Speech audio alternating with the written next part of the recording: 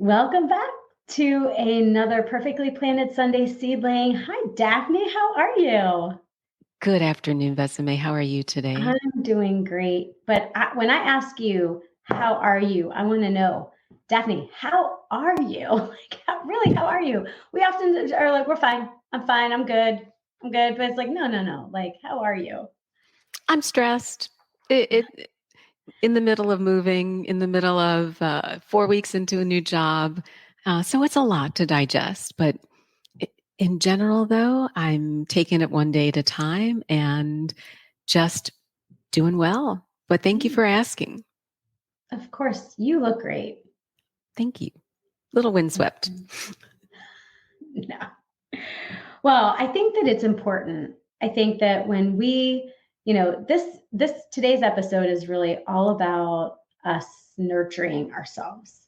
So this episode is our nurture yourself episode, and oftentimes I think Daphne, we're like, okay, what does that mean? How do we do that? What is it? What does it mean to me? And I think that first of all, we should start off each day just checking in with ourselves. Like, so you just did, you're stressed out, but also there's an element of gratefulness. So you're stressed out from a new job, moving, things like that. But at the same time, it's new beginnings, new opportunity, new adventure, which is exciting. And I think that oftentimes, we just need to check in and realize what we're feeling and why and how can we overcome it. So I mean, I think that when I remember I felt that way several years ago before, and then when I reached out to you because I felt like I just wasn't feeling right. And it wasn't because my, labs came back wrong, or, felt like I had, diabetes or something like that. But it was just that I felt like I could be feel better in my own skin, feel better about myself, physically, emotionally, mentally. And that's when I came to you. And I think that, taking baby steps. So starting off with a fitness journey was my first step into just nurturing myself, because oftentimes we forget to just pause and take a look at yourself, take care of yourself. I think you've said it before, you put your oxygen mask on first, and then move on. But, I kind of want to understand, first of all, you're my superhero, Daphne. Number one, you got me on this fitness track. I know you always shake your head no, but you really are. And I know that you're a superhero for many others. But do you ever have times of like that struggle, self-doubt, the emotional, mental, physical feeling of either fatigue or just struggle a little bit? Every single day. No, I don't believe seriously. it. I, I That's me. I think self-doubt is part of human nature. I mean, you see people on whether it's television, social media, and I think we feel that there are people who are invincible, that they probably never have a moment when they question themselves. But I think it's inherent that sometimes we all pause and have that moment of doubt. And I think it's not uncommon in women.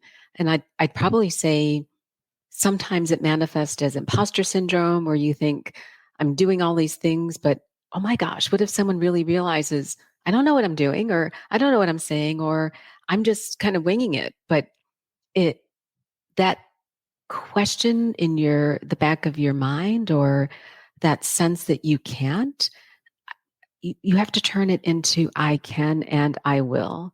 And it's not easy. There are definitely, and I think that's partly where my gym time or my walk time or my morning or evening gratitude time, it allows me to focus and just say, I can.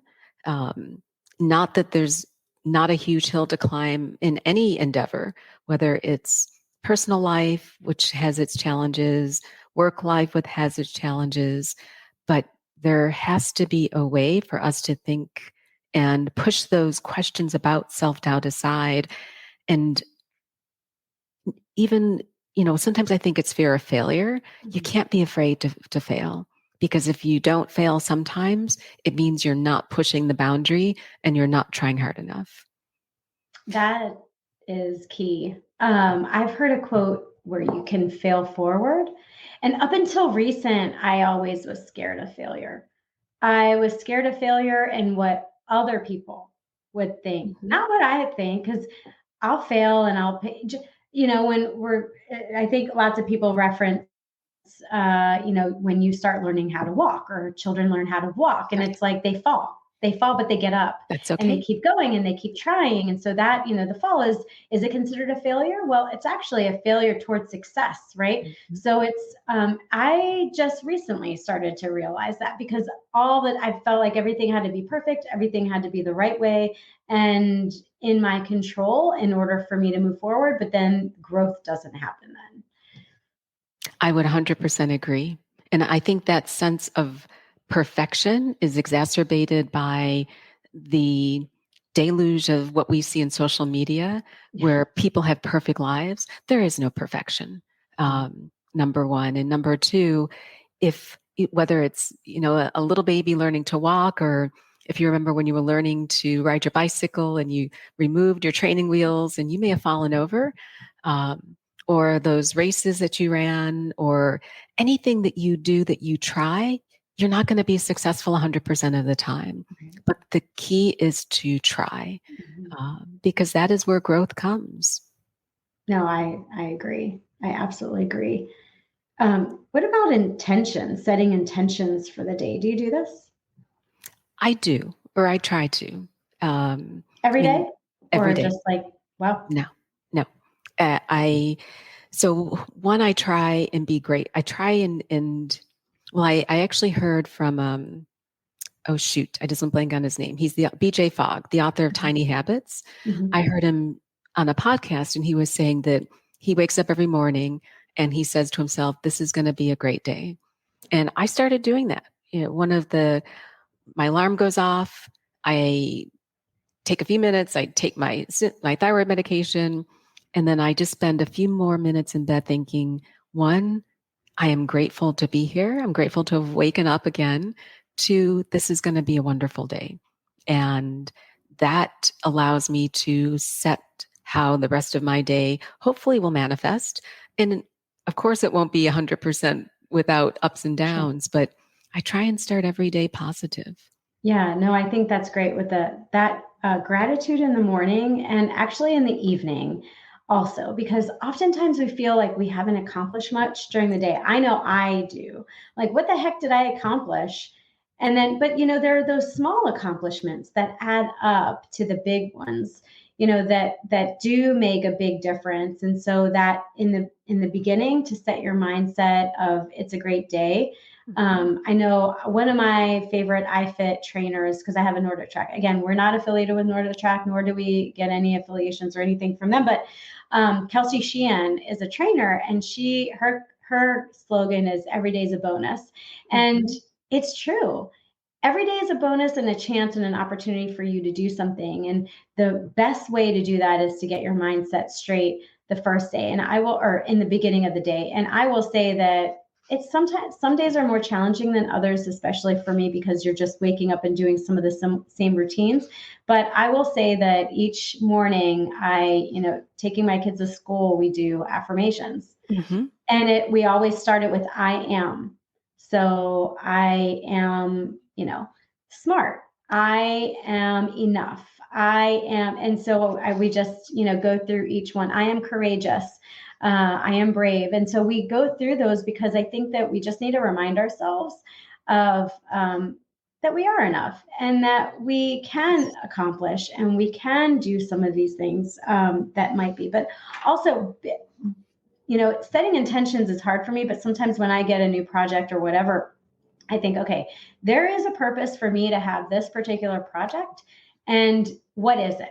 And what am I going to get out of it? Not just professionally, personally, like how are we going to put this? And so I oftentimes do set an intention, whether or not it's to be the best listener in the room or to completely be present and to completely pay attention and to understand where, a client's coming from. I always try and set an intention for that particular situation. And so, again, that gratefulness in the beginning will help set you to set various intentions for the day. As that's at least what I found to be successful.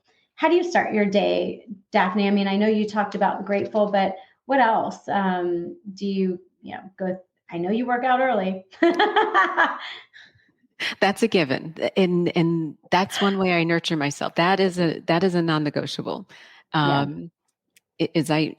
I mentioned same. my alarm is off at 3:45. I'm usually out of bed between 4 and 4:10. The first thing I do is I go to the gym. After the gym, I get ready for work.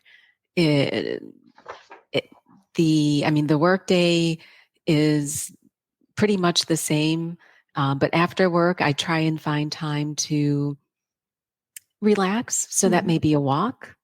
It may be listening to a podcast. It may be doing nothing but cleaning the house. And then on a good day, I also try and get my meals in usually before 5 or 6, Okay. so that I can start to wind down. So I try and turn off my electronics by 7:30. And if all is going well, I have my legs up the wall. I'm using my massage gun and getting ready to do my evening affirmation between 8:30 and 9. So my days are pretty consistently the same. Mhm. But that's kind of how I nurture myself. Yeah, I think having that set routine is really important as well. And it doesn't necessarily mean that you're gonna, walk the same. It doesn't mean everything has to be exactly the same, but No. having those concepts and this not necessarily schedule, but that routine to say, okay, this is, just like brushing your teeth.